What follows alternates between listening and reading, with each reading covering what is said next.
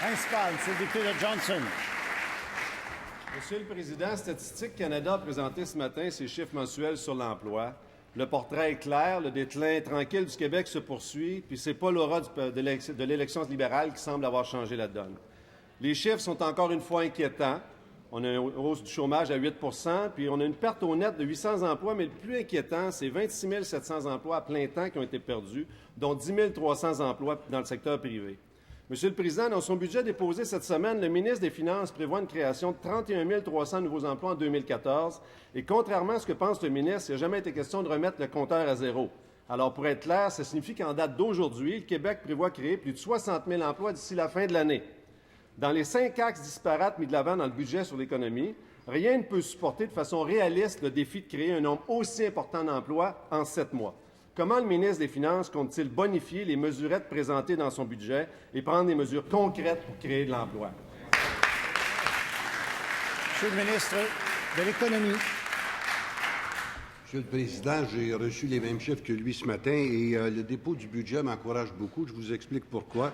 Parce que dans le budget, on a 150 millions de financement pour des projets novateurs, parce qu'on a 375 millions dans un fonds de capital de risque, parce qu'on a réintroduit 1 milliard dans le fonds de capital mines et hydrocarbures, parce qu'on a 570 millions dans les travaux sylvicoles, parce qu'à l'intérieur d'un budget qui est difficile, Monsieur le Président, on va être capable de créer des emplois. Bravo! Première complémentaire, Monsieur le député de Johnson.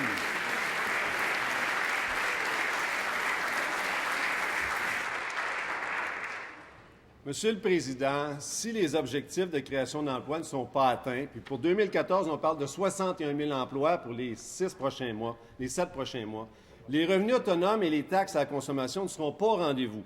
C'est tout le cadre financier du budget qui tient à ce moment-là pas la route, au moment même où l'agence Moody's trouve déjà ambitieux les objectifs du ministre. Est-ce que le ministre des Finances anticipe déjà de nous faire le même coup que son prédécesseur et blâmer l'absence de revenus pour justifier un nouveau report de l'équilibre budgétaire?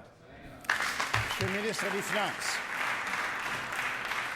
Monsieur le Président, je veux rassurer le député ainsi que tous les députés dans cette Chambre que notre engagement à atteindre les cibles budgétaires est profond. Nous n'allons pas déroger de cet engagement-là. On va les atteindre, ces cibles-là. Nous croyons fermement que la croissance économique, comme je l'ai dit hier dans cette Chambre, dans le deuxième semestre de l'année, va être beaucoup plus robuste que ce qu'on avait vu dans le premier semestre, ce qui nous permettra d'atteindre ces cibles-là de création d'emplois et de croissance économique.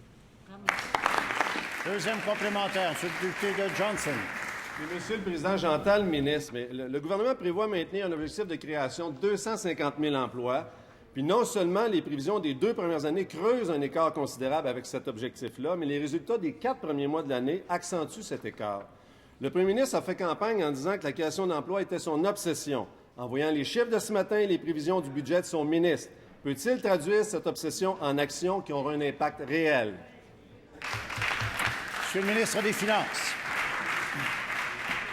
L'action, Monsieur le Président, a été prise avec le dépôt de notre budget mercredi. Nous tenons à ces mesures-là. D'abord, revenir à l'équilibre budgétaire, mais comme mon collègue de l'économie a bien mentionné, nous avons toute une série de mesures qui vont stimuler la croissance économique, surtout en favorisant l'investissement privé. Parce que c'est l'investissement privé qui est la clé de l'investissement, de la croissance. Je veux quand même rassurer le collègue et tout le monde. Nous demeurons fièrement attachés à ces cibles de croissance d'emploi sur 5 ans. 250 000 emplois, oui, sur 5 ans, ça demeure notre cible. Et toutes les mesures qu'on va faire dorénavant sont d'aller dans cette direction-là.